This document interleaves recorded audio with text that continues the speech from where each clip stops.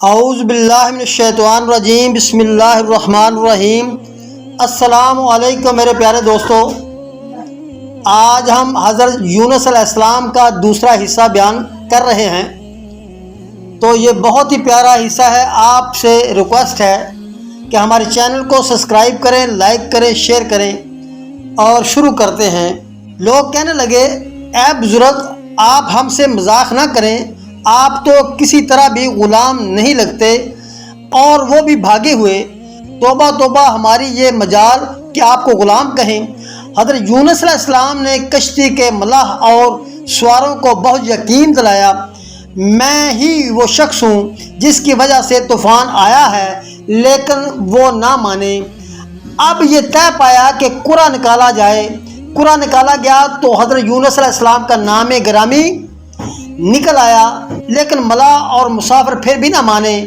اس پر 3 بار قرآن نکالا گیا اور ہر مرتبہ قرے میں حضرت یونس علیہ السلام کا ہی نام نکلا۔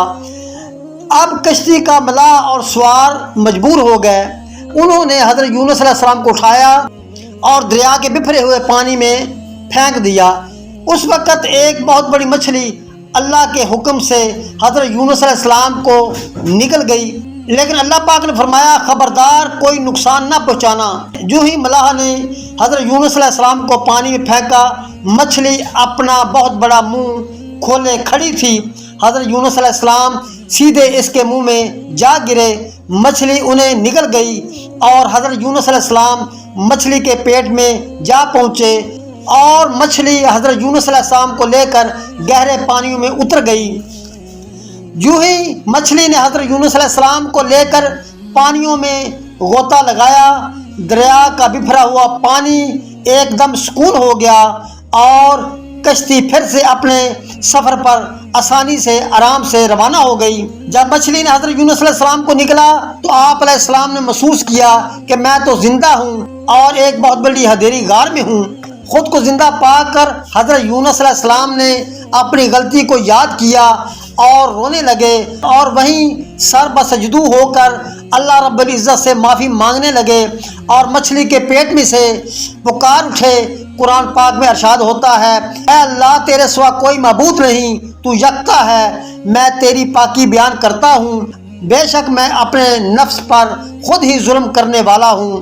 اس آیت مبارکہ کو آیت کریمہ بھی کہتے ہیں۔ اور اللہ رب العزت کے حکم سے مچھلی نے حضرت یونس علیہ السلام کو پانی سے باہر خشکی پر اگل دیا۔ قرآن پاک میں ارشاد ہوتا ہے، اور ذوالنون کا واقعہ یاد کرو، یعنی یوسف کا معاملہ، جب ایسا ہوا تھا کہ راہ حق میں ناراض ہو کر چلے گئے، پھر اس نے خیال کیا کہ ہم اس کو تنگی میں نہیں ڈالیں گے۔ پھر جب اس کی آزمائش کو تنگی نے گھیر لیا تو اس نے مچھلی کے پیٹ میں اور دریا کے گہرائی کی تاریکیوں میں پکارا، خدا تیرے سوا کوئی معبود نہیں، تیرے لیے ہر طرح کی پاکی ہے، اور حقیقت یہی ہے کہ میں نے اپنے اوپر بڑا ظلم کیا ہے۔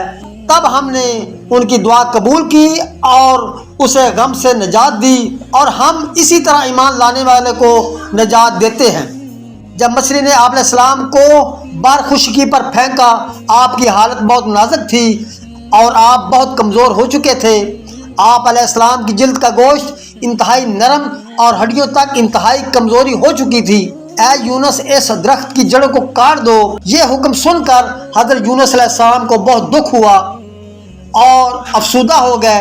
اس پر اللہ رب العزت کی وحی نازل ہوئی، اے میرے بندے تجھ کو اس بیل کے درخت کے کاٹنے کا سن کر دکھ ہو رہا ہے، تو ہم جو کہ نینوا کے 1 لاکھ سے زیادہ آبادی کے خالق اور مالک ہیں، یہاں اس کے علاوہ ان کے مواشی بھیڑ بکریاں بھی ہیں، ان کو تباہ برباد کرنے میں دکھ نہ ہوتا، اور کیا ہم شفیق اور مہربان نہیں ہیں؟ جتنا تم کو اس درخت کے ساتھ پیار ہے، قرآن پاک میں ارشاد ہوتا ہے، اور بے شک یونس علیہ السلام پیغمبروں میں سے تھے، اور وہ واقعہ یاد کرو جب بھری ہوئی کشتی کی جانب بھاگا تھا، اور جب کشتی والوں نے غرق ہونے کی خوف سے قرا ڈالا تو دریا میں ڈالے جانے کے لیے ان کا نام نکلا، پھر نکلا اس کو مچھلی، اور وہ اللہ کے نزدیک بھاگتے آنے پر تو مچھلی کے پیٹ سے نکل کر چٹیل زمین میں اور ناتوانا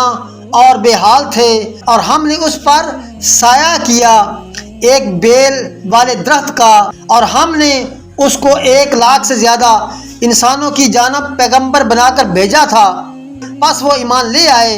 پھر ہم نے ایک مدت پیغام موت تک سامان زندگی سے نفع اٹھانے کا موقع دیا۔